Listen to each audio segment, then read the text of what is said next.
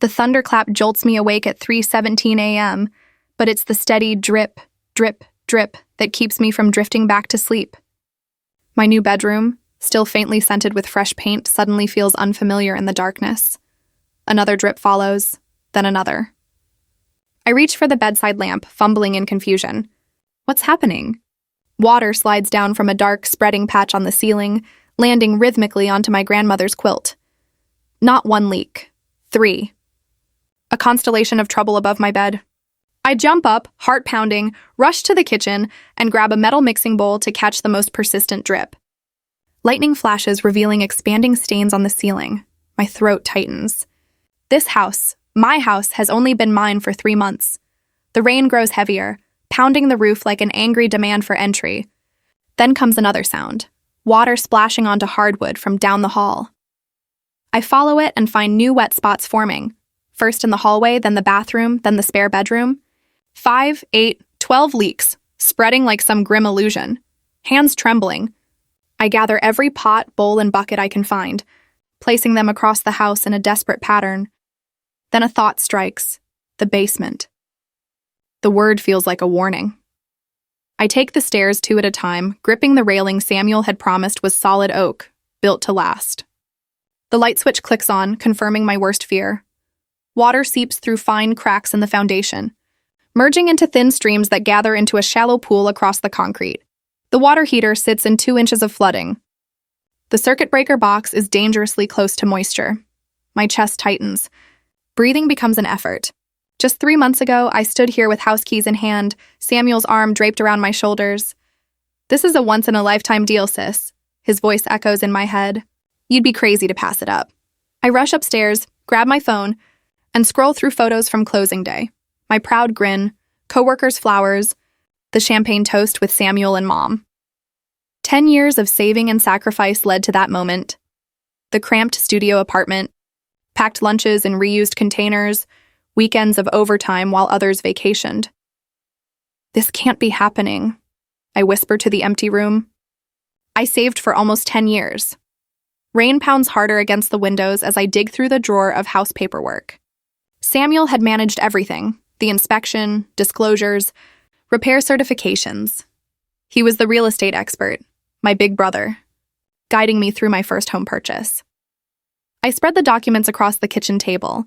Inspection reports, repair notes, disclosure forms, all signed by unfamiliar names. My fingers pause on the roof certification, dated just 2 months before I bought the house. Excellent condition, minimum 15-year lifespan. The foundation report reads, no evidence of water intrusion or structural damage. Then my mother's voice echoes from last Thanksgiving. At your age, you should have been a homeowner years ago. Your cousin Teresa already owns her second home. The rain tapping against the windows now feels like quiet judgment. I trusted them. I trusted Samuel because he was family. But as I look over these documents, a sharp, analytical part of me starts to awaken. The certifications come from companies I've never heard of. The inspector's license number looks suspiciously close to the roof certifier's business ID. These repair certificates seem off, I muttered to myself while opening my laptop. By around 7 p.m., after a sleepless night and hours of searching, my doubts solidified into something real. The roofing company doesn't exist in any official business directory. I called Samuel, but he didn't pick up. The foundation inspector's license expired 3 years ago. I tried again, still no answer. Then I texted my mother, demanding some explanation. An hour later, my phone buzzed with Samuel's ringtone. I answered without a greeting. Hey sis, he began. Mom said you mentioned some leaks. Old houses shift, you know? Probably small stuff. I'll come by tomorrow with my caulking gun, fix it right up. The basement is flooding, Samuel. The foundation's cracked. The roof's falling apart, I said flatly. All houses have quirks, he laughed, the sound empty. Remember you got this place for a steal. Some upkeep is normal. My tone hardened. I'm changing the locks tomorrow. What? Why would you? I hung up without replying. 10 minutes later, my phone lit up again. Mom. Celia Andrews, how dare you lock your brother out after everything he did to help you get that house? Is this how you show gratitude? The house is collapsing, Mom. Did you even know? Her silence stretched, heavy and revealing. You're overreacting, she finally said. It's just a little water. After we hung up, a voicemail appeared. From Dad. His voice was tired. Your mother says you're overreacting about the house. Call me when you can. Instead, I called my friend Kelly. At 9 a.m., the doorbell rang. Kelly stood there holding 2 coffees beside a broad-shouldered man with a tool belt. You sounded awful last night, she said, handing me a cup. This is Mike, a contractor friend who owes me a favor. Mike gave a low whistle as I showed them the damage, each leak caught in mismatched kitchen bowls. In the basement, he knelt by the foundation, scraping a patched section with his pocket knife. The fresh concrete flaked away, revealing a deep crack behind it. I've seen flips like this, Mike said, standing up. They just covered enough to pass inspection. This wasn't disclosed? Kelly asked. I shook my head, a hard knot tightening in my stomach. Your family did this? She whispered. Samuel was my agent, I said, voice breaking. He hired the inspector. I put in my life savings, $68,000. Kelly placed a comforting arm around me. This isn't right, Celia. They took advantage of you. The rain still fell outside, but something inside me shifted. The hurt and disbelief began to turn into something steadier. Resolve. I drew a deep breath and stood straighter. I need to find out exactly what they did. Mike examined the foundation again, running his hand over the crumbling wall. Water trickled behind the patched section, forming a small stream across the floor. He took photos with his phone, the flash revealing dark stains, evidence of damage older than my 3 months here. See this? He said, pointing at the base of the wall. They used tinted concrete to hide the crack, but never repaired the structure itself. Kelly's hand tightened on my shoulder. How bad is it, Mike? He stood, dusting off his jeans. Bad, he said firmly. This isn't storm damage. These are long-term issues, ones someone intentionally tried to hide. The word deliberately strikes me like a blow. I steady myself against the wall, taking a slow breath. Let's see those inspection papers again, Mike says. Upstairs, I spread the documents across the kitchen table. The coffee Kelly brought sits untouched beside piles of papers signed by people I've never heard of. Mike scans each page, his frown deepening. This inspection report is useless, he says at last. It doesn't even mention the foundation. And look at this, he points to a signature. Martin Keller. I know every certified inspector in this county. There's no one by that name. My brother arranged everything, I whisper, a tightness forming in my chest.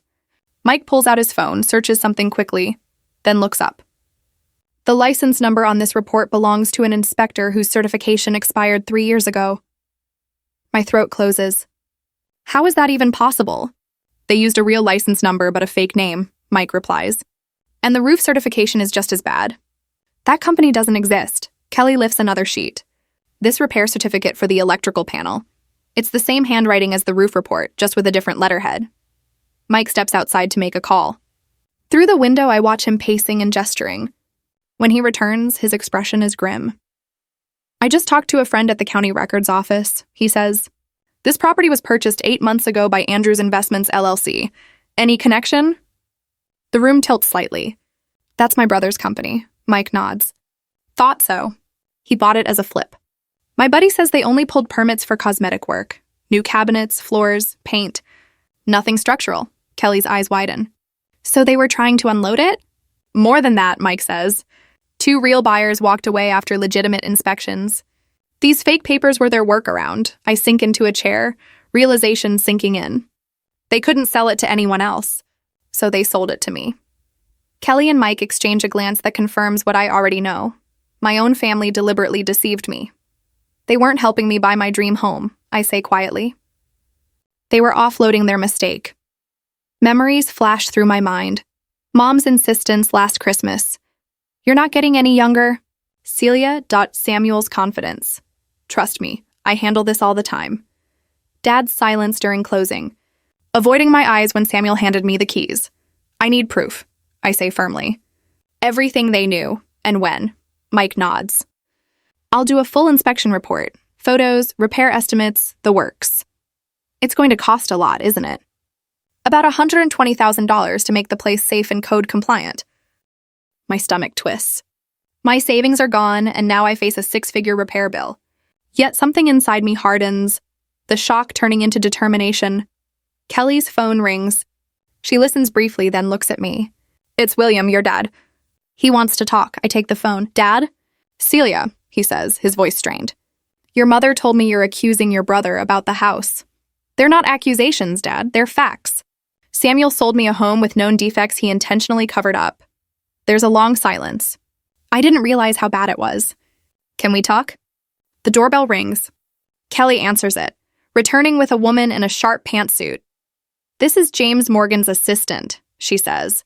"He's a real estate attorney." "I called her before we came." The woman extends her hand. "Mr. Morgan has an opening at 3. He believes you have a strong case for fraudulent misrepresentation and failure to disclose." I nod, ending the call with my father. The decision is already made. For the first time since waking to the sound of water dripping onto my grandmother's quilt, I feel something close to hope.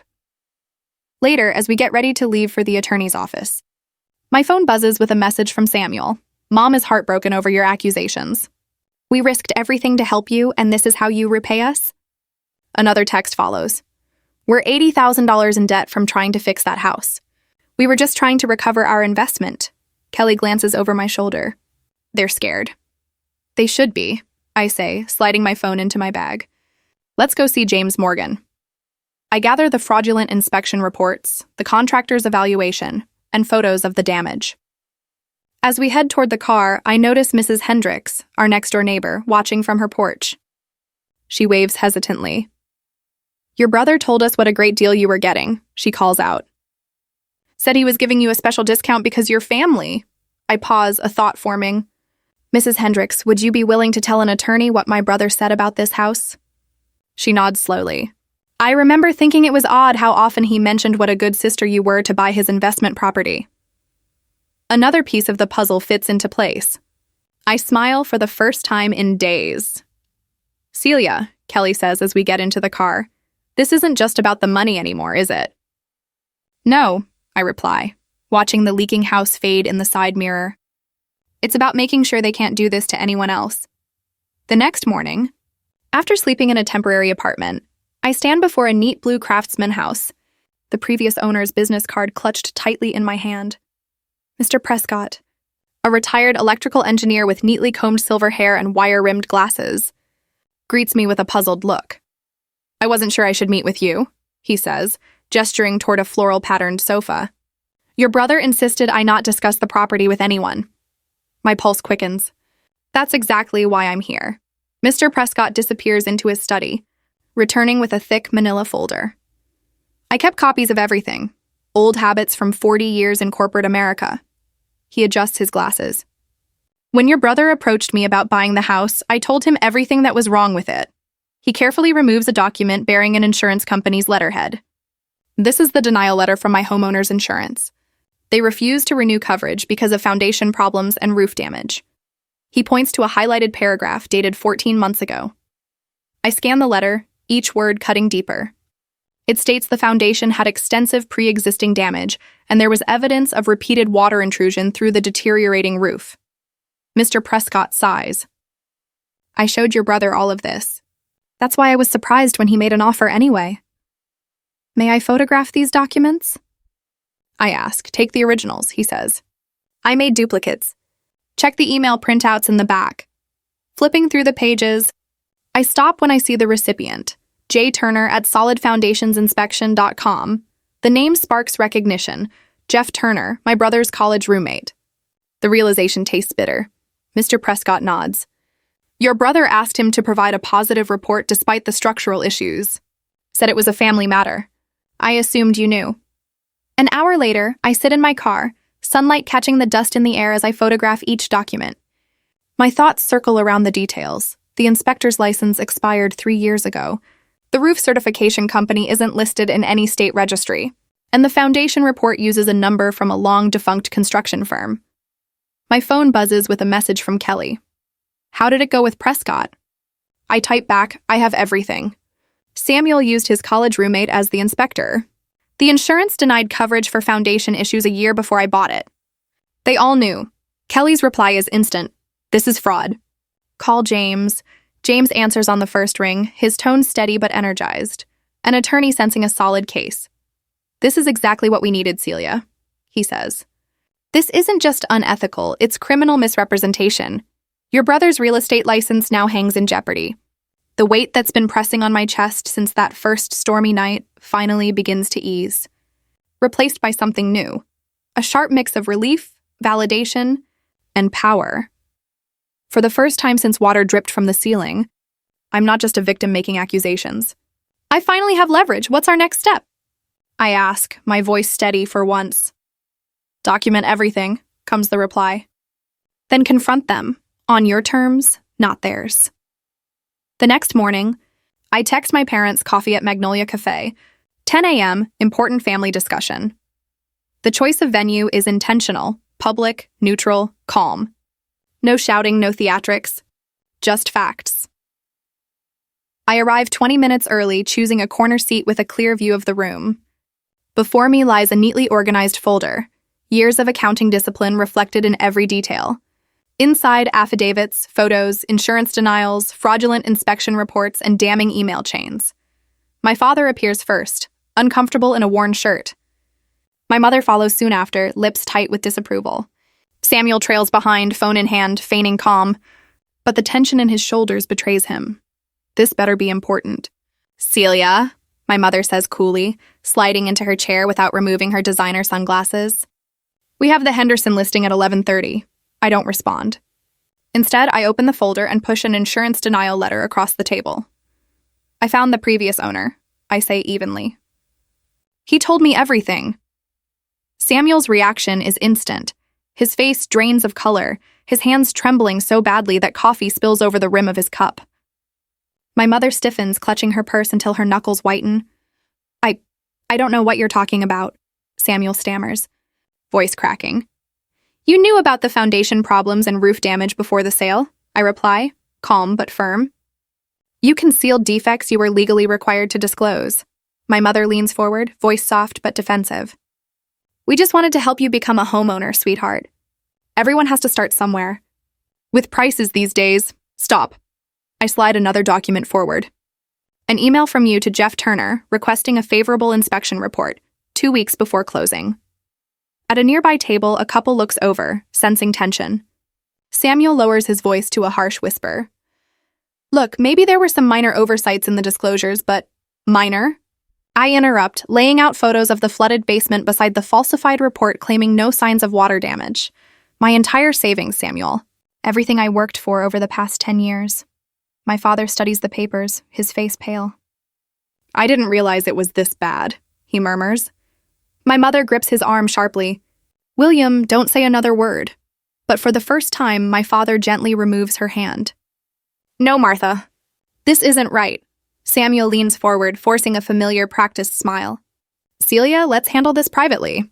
I'm sure we can find a solution." "That moment's gone," I say, closing the folder.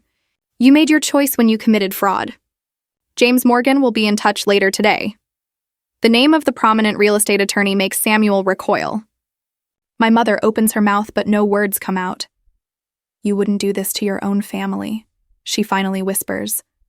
I stand, tucking the folder under my arm. "You did this to me first." That evening, my father visits my temporary apartment alone. His shoulders sag as he surveys the water-stained furniture I managed to salvage. "Can I see the rest of it?" he asks quietly. We drive in silence to the house. I watch his expression as he takes in what they'd hidden. The mold spreading across the bathroom walls, the widening foundation cracks, the warped hardwood floors. "I truly didn't know it was this bad," he says softly, barely audible. "I thought they were only trying to help." Then my phone rings. It's Kelly checking in. She tells me James called. When I answer, he says, "Your documentation builds an airtight case. The previous owner's statement alone is powerful, but those emails seal it." After I hang up, I see my father standing in the middle of the damaged living room, suddenly looking older than his 62 years. "I'm so sorry they did this to you," he finally says. The words loosen something tight in my chest. Confirmation that I'm not overreacting, not imagining things, and that pursuing justice is the right thing. He picks up his car keys. "What can I do to help?" "Tell the truth," I say. That's all I need from you." As he leaves, I stand at the doorway of my broken house, watching the sunset cast golden light across the neighborhood. For the first time since that stormy night, I feel something beyond anger and betrayal, a calm clarity that comes from knowing you're fighting the right battle, and you're not fighting it alone. 2 days later, the conference room at James Morgan's law office feels like a command center. Stacks of documents fill the mahogany table: inspection reports, disclosure forms, county records, and a communication timeline Kelly assembled.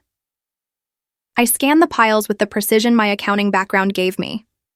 The initial shock has faded, replaced by a sharp, focused calm. "The roof certification isn't just questionable, it's fake," James says, tapping a document. "This company doesn't exist in any state registry." I nod, detached, as I sort through another pile. The pain I felt at that cafe confrontation with Mom and Samuel has hardened into something colder and more strategic. "Fraudulent misrepresentation is our strongest claim," James continues, "but we can also argue failure to disclose, breach of fiduciary duty, and possibly license fraud." "What's our burden of proof?" I ask, notebook open. The accountant in me wants specifics, measurable standards, defined thresholds.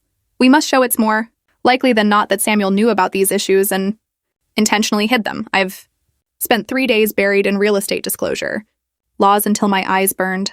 Samuel was legally bound to reveal all material defects, especially those affecting structure or safety. "Exactly," James says approvingly. "As your agent, your brother was required to prioritize your interests." Kelly returns with coffee. "So what's our next move?" "Build an airtight case before filing anything," I reply, taking the cup. "I want full documentation for every claim."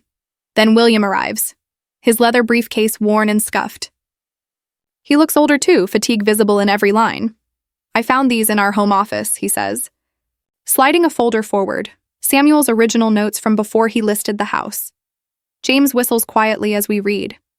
Handwritten pages mention foundation cracks, water intrusion, and an urgent roof replacement, underlined twice. "This is exactly what we needed," James says.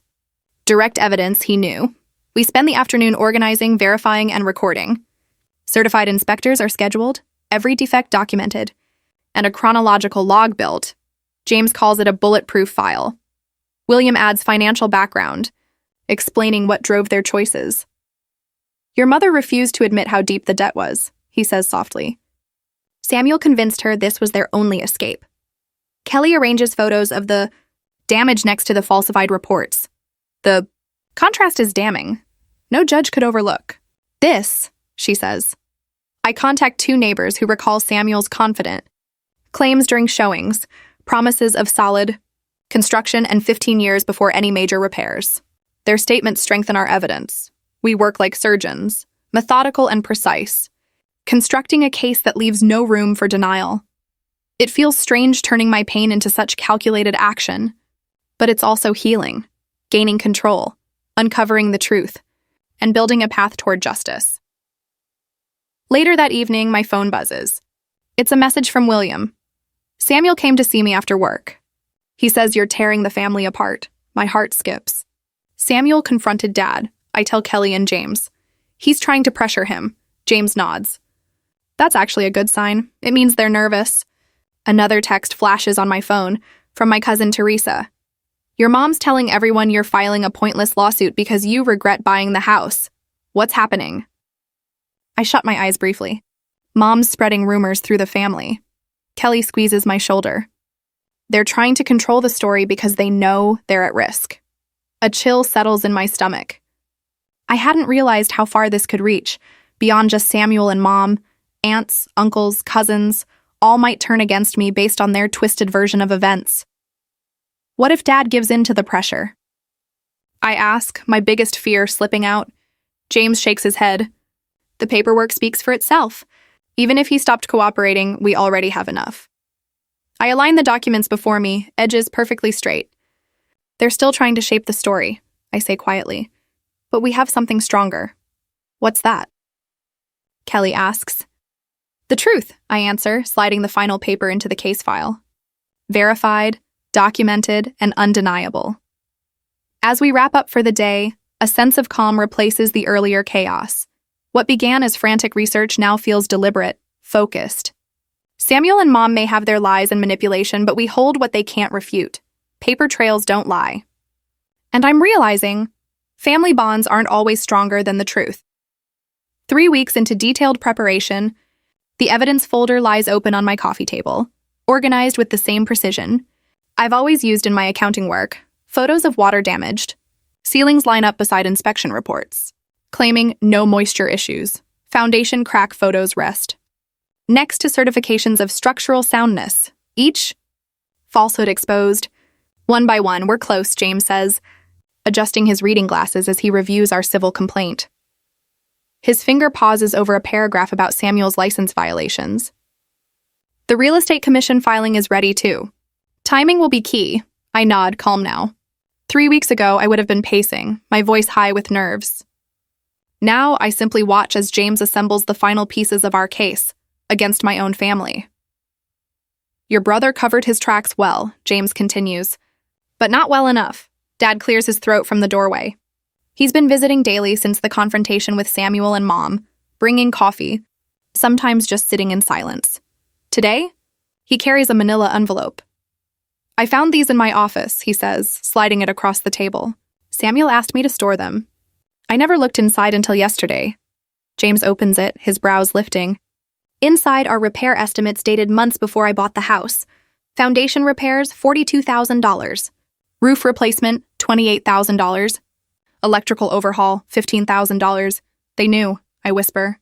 They knew exactly how bad it was. Dad sinks onto the couch. I'm sorry, Celia, I should have asked more questions. I rest my hand on his. His skin is paper thin, spotted with age. Once, those hands could fix anything in our childhood home. Now, they tremble slightly. We'll include these, James says, matching the estimates with our photos. Side by side, the evidence is undeniable. Kelly returns with fresh coffee. This is serious, she says, scanning the papers. What's next? We have to be absolutely thorough, James replies. Once we file, Samuel and Martha will claim you're acting out of spite. We can't leave room for doubt. I spread the photos across the table, detached now. The emotional storm has passed, replaced by a calm focus I didn't know I had. Every leak, every crack, every patch of mold, carefully documented and tied to falsified reports. My phone vibrates. Samuel. I haven't spoken to him since our confrontation. But I answer. You need to stop this, he says sharply. His tone is tight. Do you understand what happens if you file those complaints?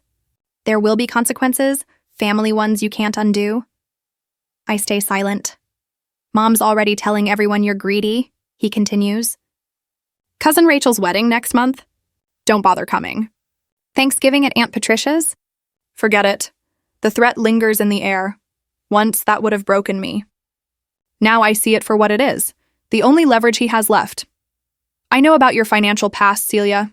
The late student loan payments, the credit card debt after Dad's heart attack. I can make you look irresponsible. I end the call without a word, already calculating this new risk. Samuel? Kelly asks, reading my face. He's preparing to attack my character, I explain. And Mom's telling everyone I'm money hungry. James frowns. We'll prepare for personal attacks. Dad straightens. I'll talk to your mother. No, I say firmly. Let her speak. This isn't about money anymore. The question hits me. Am I ready to change my family relationships forever? Holidays, weddings, birthdays, all those traditions that once felt unshakable. James gathers the papers neatly. Everything's ready. We can file first thing Monday. Dad places a hand on my shoulder. You have the truth on your side. I look around, James with his precise legal mind, Kelly with her steady support, Dad with his quiet strength. The realization settles deep within me. I'm no longer the desperate woman setting out bowls to catch ceiling leaks. I've become something far stronger, something my brother and mother never expected. Monday, I confirm it aloud, feeling both its weight and certainty. We file Monday. That morning, Samuel's email lands at 6:42 a.m., but I don't see it until I've had my first cup of coffee. The subject line? Urgent. Legal matter. Respond immediately. My stomach tightens as I open it. My toast untouched on the counter. Celia? I've filed an ethics complaint against your attorney with the State Bar Association, James. Morgan has engaged in ongoing harassment and defamation. against me as a licensed real estate professional. Attached is proof that you were fully aware of the property's condition before. Purchase, please direct all communication through my attorney from now on. Before I can absorb the words, my phone rings. It's James. Celia, we need to talk. Samuel just filed a complaint against me with the bar. I just saw his email, I answer, trying to sound steadier than I feel. What does this mean for our case? It's a desperate move, but a risky one. He submitted altered documents claiming you knew about the foundation issues before closing. Altered documents? That's impossible. He doctored the disclosure forms, added your initials beside sections about pre-existing water damage. He's also alleging mortgage fraud, saying you misled your lender about the property's condition. The room tilts. My coffee slips from my hand, spilling across the counter. That's criminal fraud. James, he's implying I could face jail time. It's a bluff. Celia, but a calculated one. My phone vibrates again. A text from Kelly. Channel 5 just interviewed Samuel. He's calling himself a victim of family betrayal and false accusations. Call me. Before I can react, another notification appears. An email from HR request for meeting. External financial allegations. James, I say, panic creeping in. My employer just contacted me about the allegations. What's happening? Samuel's taking this public, trying to damage your reputation before we file. He's spinning a story that you're extorting him after making bad financial decisions. I sink into a chair, my legs unsteady. My mother called William this morning. She was crying, saying I'm tearing the family apart. My voice catches. She told him I'm unstable, that I need help, not legal action. They're applying pressure from every direction, James says grimly. This is their strongest move yet. Are you ready to push back? I think of the months of preparation, the evidence, the falsified reports. What's our next step? We file everything today, with both the court and the real estate commission. We've prepared for this, Celia. Now we execute. 2 hours later, I meet Kelly at James's office. The conference table is covered in neatly stacked files. I've already had 3 friends call, I tell them, my hands trembling slightly. They're asking if I'm really trying to bankrupt my brother over minor repairs. His version of events is everywhere. Kelly squeezes my shoulder. I've submitted my written statement about the house's condition before you bought it. Don't forget what we found in the attic. The receipt for temporary foundation patches dated a week before your showing. James nods, tapping a thick folder. We have it all, the previous owner's testimony, contractor reports, falsified inspections, and the door opens. My father walks in, looking weary but resolute. I brought what you asked for, James, he says, placing a manila envelope on the table. Martha doesn't know I found these. Samuel left them at our house after Celia's closing, evidence of fraud and false reporting. My throat tightens. Dad, thank you. I should have stepped in sooner, he says quietly. When Samuel started attacking your reputation, I knew this had gone too far. James opens his laptop. With William's evidence, we can request an emergency injunction against Samuel's business operations. The commission will act fast once they see the original inspector's signature next to the falsified one. My phone rings.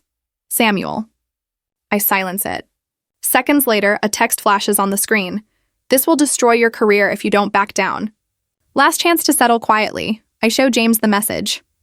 That's direct intimidation, he says. We're adding it to the filing. Within hours, James submits our complete case file to both the court and the commission. The evidence packet includes inspection reports, repair certificates, foundation assessments, witness statements, Samuel's threats, and William's testimony. By evening, my phone won't stop buzzing. Friends sending screenshots of Samuel's social posts, calling me mentally unstable. Family members are sharing Martha's tearful appeals about loyalty. Even my aunt in Florida called to ask why I was going after my brother. How are you holding up? Kelly asks, bringing me tea as we sit in her living room. I've been staying with her since the threat started. Better than I expected, I answer, surprised at the truth of it. A month ago, this would have broken me. Now it just confirms I'm doing the right thing. My phone lights up with James's name. Celia, the judge granted our emergency hearing request. Tomorrow morning, 9 a.m., so soon, I say. The real estate commission representative called me after reviewing our evidence. They're sending an observer to the hearing. Samuel's attempt to discredit you actually sped things up. After I hang up, Kelly looks at me with concern. Are you ready for tomorrow? I nod, a calm settling over me. For the first time since this began, I'm not afraid of them. The truth is all documented now. Later that night, as I go over my testimony one last time, my father calls. Celia, your mother and Samuel came by tonight. They wanted me to sign a statement saying I never saw any documents and that you've been acting irrationally. My heart jumps. What did you do? I told them to leave. I said I'd see them in court tomorrow. His voice falters. I'm sorry it came to this, sweetheart. Me too, Dad. James says our case is solid. The evidence speaks for itself. After we hang up, Kelly brings chamomile tea and sits beside me on the couch. Try to get some sleep. Tomorrow we show them what integrity looks like. I close the folder with my testimony notes. Tomorrow everything changes. My family, my reputation, my future. There's no going back. No settlement. No version of tomorrow where things are the same. Samuel's final text arrives as I prepare for bed. You have no idea what you're walking into tomorrow. I don't reply. There's nothing left to say that the court won't hear in the morning. The next morning, the courthouse rises like a limestone fortress in the daylight. I adjust my navy blazer, suddenly too casual, and grip my leather portfolio tighter. The stack of documents inside represents months of careful work. Each page is another piece of evidence against my own family. Ready? James asks, steady, as we climb the steps. Ready? I say. Kelly squeezes my arm. You've got this, Celia. The courtroom murmurs with low conversation. I notice neighbors, colleagues from Samuel's brokerage, and even Mrs. Winters from across the street. My stomach knots when Martha and Samuel enter through the side door with their attorney, a silver-haired man in an expensive suit. Samuel catches my eye, his face a mask of practiced concern. He leans to his attorney and whispers. The man nods. Martha dabs her eyes with a tissue, appearing distraught. William slips into the bench behind me. I'm here, he whispers, touching my shoulder briefly. All rise, the bailiff announces, as Judge Eleanor Harmon enters, unreadable behind wire-rimmed glasses. The proceedings begin efficiently. Samuel's attorney gives his opening statement with practiced ease. Your Honor, this is an unfortunate misunderstanding between siblings. My client, a respected real estate professional with 15 years' experience, assisted his sister in buying her first home. Now Ms. Andrews alleges fraud over routine maintenance issues common to many properties. He displays documents on the court monitor, disclosure forms with my signature, repair certificates with stamps, photos from closing day. These matters fall under standard disclosure exemptions per Section 82.4 of the State Real Estate Code. Minor pre-existing conditions, which my client reasonably believed resolved, are excluded from mandatory disclosures. Martha nods, pained yet composed. Several observers shift uneasily. When James stands, the room's energy changes. Your Honor, this is not a misunderstanding. It is carefully planned fraud, he states without theatrics, his voice steady. The defense has shown what look like valid documents. We will prove each of them was falsified, backdated, or created to hide known structural defects. James shows the first exhibit, side-by-side photos of my ceiling before and after the storm. Miss Andrews saved for nearly a decade to buy this home, trusting her brother and mother. They exploited that trust to sell a property previously rejected by 3 buyers because of structural issues. Samuel's lawyer stands. Objection, Your Honor. Counsel is making unproven claims about prior sales. Not unproven, James replies, projecting another document. This is the complete transaction history for the property, showing 3 failed sales in the 4 months before Miss Andrews' purchase, each terminated during inspections. Judge Harmon reviews the document. Objection overruled. Continue, Mr. Morgan, James proceeds. We will prove Mr. and Mrs. Andrews deliberately concealed foundation problems, roof decay, and electrical code violations that would have made the property unsellable at that price. For the next hour, James systematically dismantles Samuel's defense. He calls the certified inspector who examined my home after the storm. The inspector testifies about cosmetic patches covering structural cracks. In my 27 years of inspection work, these are among the most blatant concealment techniques I've seen, he says, pointing to photos of freshly painted sections of the basement wall. You can clearly see where older concrete was patched to hide foundation cracks. This isn't amateur work. It's deliberate concealment. Samuel's attorney tries to cast doubt on his credibility, proposing alternate causes for each defect, but the inspector remains composed. These aren't signs of normal wear and tear, counselor. They're major structural flaws that existed long before Miss Andrews purchased the home, temporarily disguised by cosmetic repairs meant to mislead a casual observer. When William takes the stand, I notice Martha sit up straighter, her eyes narrowing. My father's voice stays calm as he recalls discovering repair estimates in Samuel's home office.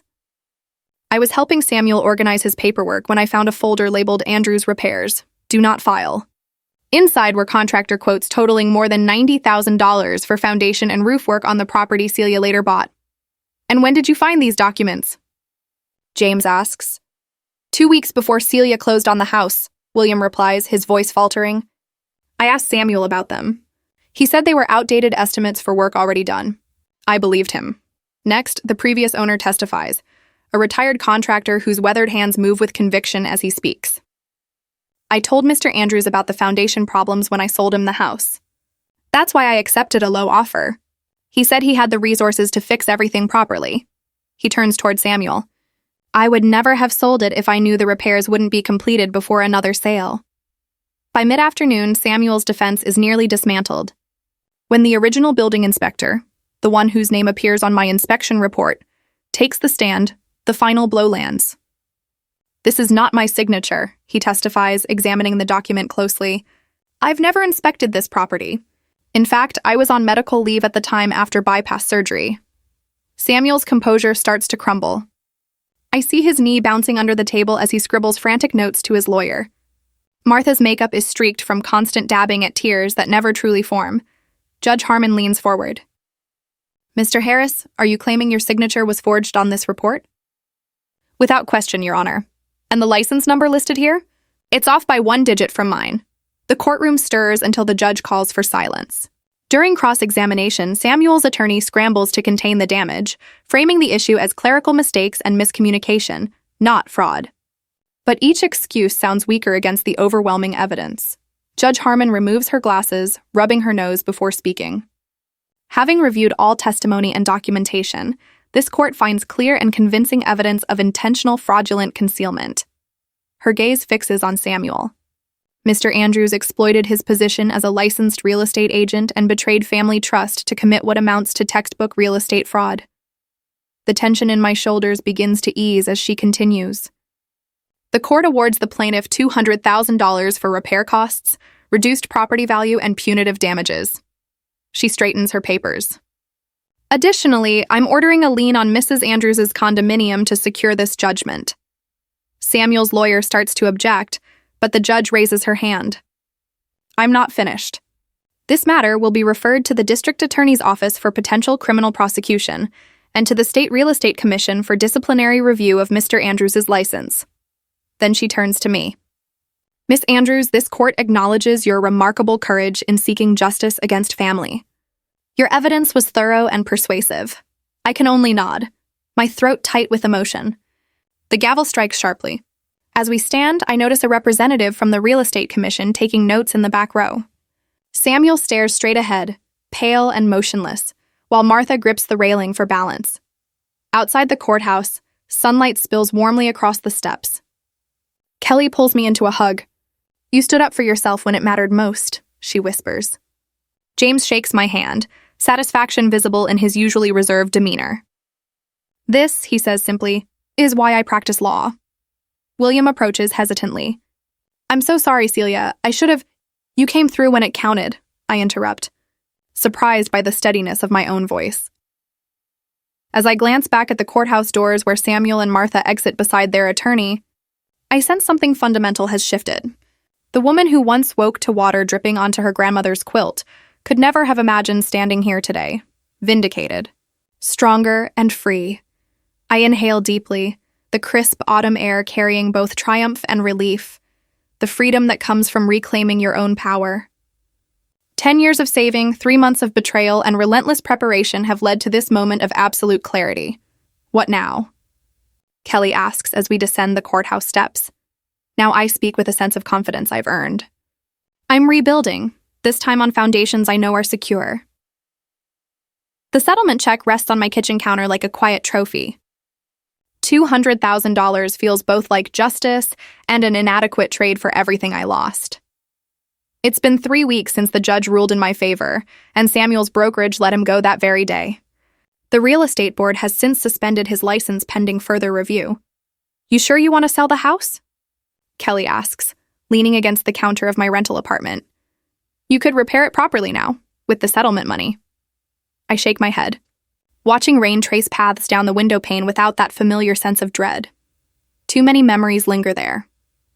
Every creak in the floor would echo with the past. My phone vibrates with a message from Dad. Since the trial, he's been calling almost daily, his voice heavy with guilt. I should have seen what was happening, he admitted last week, staring into his coffee. All those quiet talks between your mother and Samuel, I told myself they were planning something nice for you. I text him back to confirm lunch tomorrow. Our relationship feels different now, more honest, more mindful. We're rebuilding, this time on truth instead of obligation. Your listing agent called, Kelly says, scrolling her phone. 2 offers already, even with all the disclosures. That's because we're upfront about everything, I reply, smiling at the irony. Turns out full disclosure really does work. Later, James Morgan stops by with paperwork. For the lien on Mom's condo, he's agreed to act as my permanent legal advisor, something I never imagined needing. Hi. District attorney's considering criminal charges, he mentions casually while organizing documents. Samuel's former clients are stepping forward with similar claims. I never wanted to ruin my family, I admit softly, the words catching in my throat. James looks up, his expression gentle. You didn't ruin anything, Celia, he says. You just revealed what was already broken.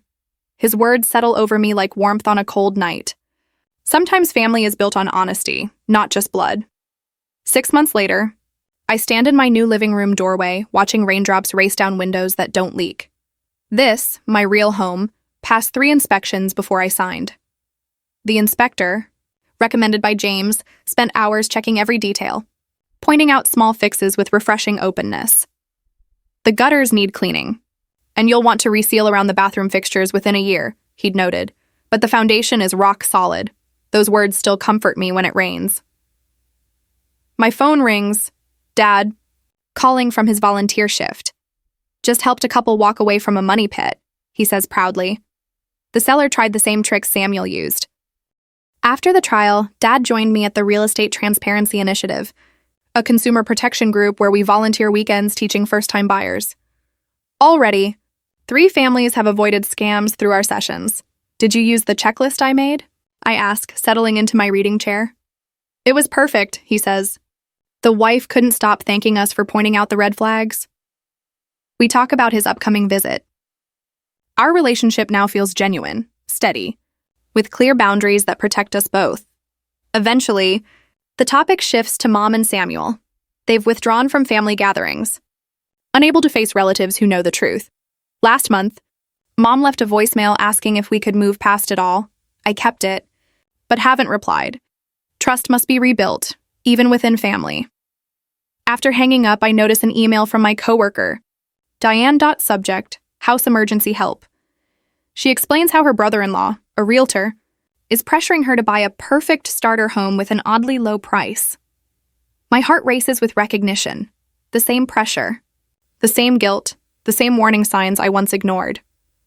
Months ago, I might have offered sympathy and little else. Today, I respond with resources, inspection referrals, disclosure checklists, and an offer to review her paperwork before signing. Trust is earned, even from family, I write. Verify everything. I include James's contact and offer to accompany her to viewings. It's not just about Diane, it's about ending a pattern that misleads too many first-time buyers. Saturday evening, my living room fills with the warm hum of close friends. Kelly sets out appetizers while Dad straightens a framed house sketch, my housewarming gift from our initiative team. To new beginnings, Kelly says, raising her glass as we gather in a circle. I look around at these people, not all related by blood, but bound by trust and shared purpose. Dad stands tall beside me, his hand resting briefly on my shoulder, a gesture that once seemed impossible. Outside, rain begins to fall, tapping gently against the windows, no longer a sound of fear, but of peace. In this moment, surrounded by those who've proven their loyalty, I finally understand what all the pain meant. Sometimes, the hardest battles are against those who were meant to protect you, I say softly, lifting my glass. But winning those battles teaches you who truly deserves your trust. Our glasses meet, catching the warm glow of my new home. A home built on truth instead of deceit, strength instead of fear, and chosen family instead of obligation.